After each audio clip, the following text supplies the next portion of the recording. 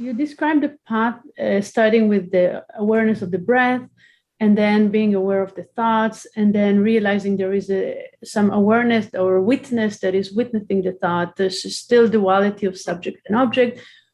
And then you discuss the non-dual nature.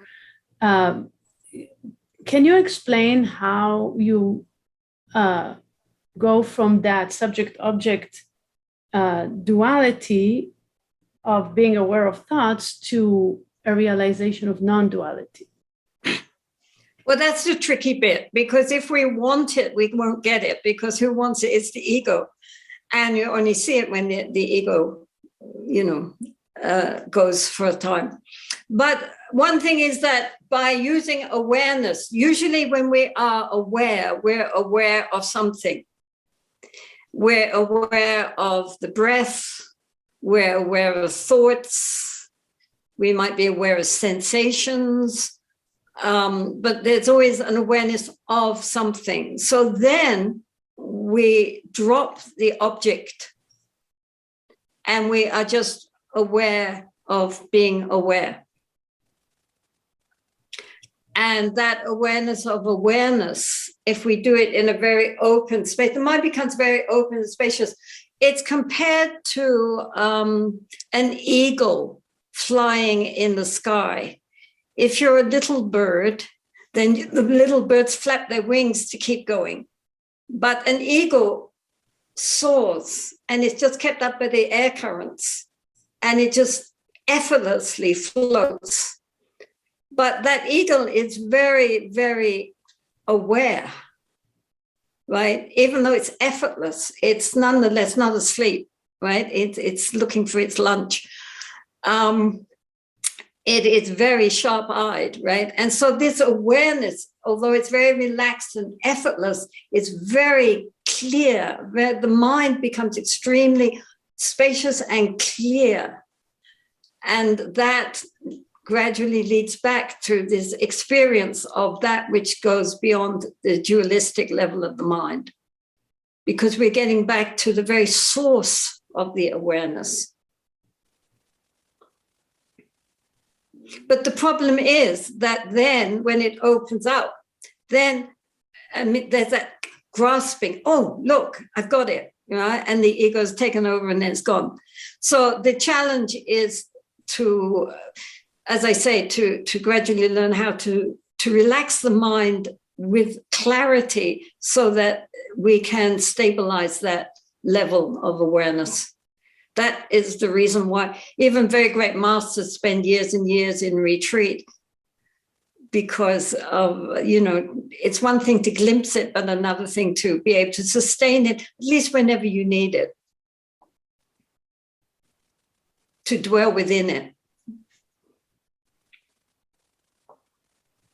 So to stabilize it, what you just said is through more meditation practice is the way to stabilize the... Well, yeah, because, to cultivate the awareness, I mean, the ideal is to be in that state 24 hours, even during sleep. So this is why the Tibetans have a lot of dream yoga, right?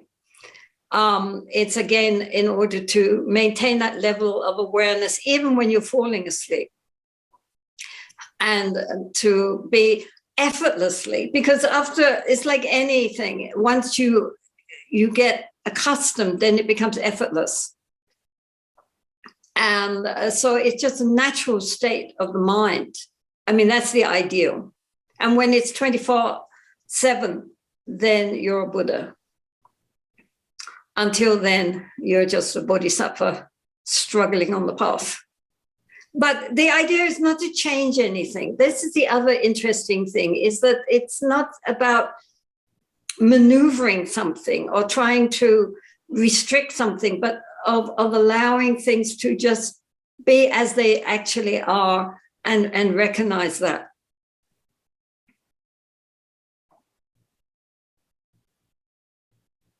And of course, some people have a natural facility for that, having presumably practiced in past lifetimes. So that, and I get letters, or I meet people who, as children, Westerners, had a very profound experience of this, which completely changed everything. Their whole perception of external and internal reality totally changed. And nobody knew what they were talking about. And some of them ended up in psychiatric hospitals because people thought they were crazy. And they thought they were crazy because they saw things so, things were not solid the way they thought they were solid. Things were not how they thought they were, how the world sees them, depending on our senses and our ordinary dualistic consciousness. When they saw beyond that, it completely changed everything. And, nobody understood. So it was not until they then read later in adulthood about Asian spirituality that they recognized that actually they'd been right the whole time. And they just were in the wrong culture. But it's quite common. Quite common. I mean, obviously from previous lives that they gain these just, suddenly everything changes. I mean, they go into this whole other level of awareness. And then that makes everything else illusory, really. But then people think you're crazy.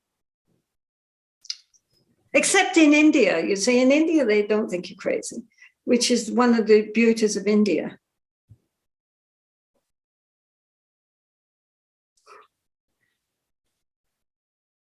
You become a Baba instead, right?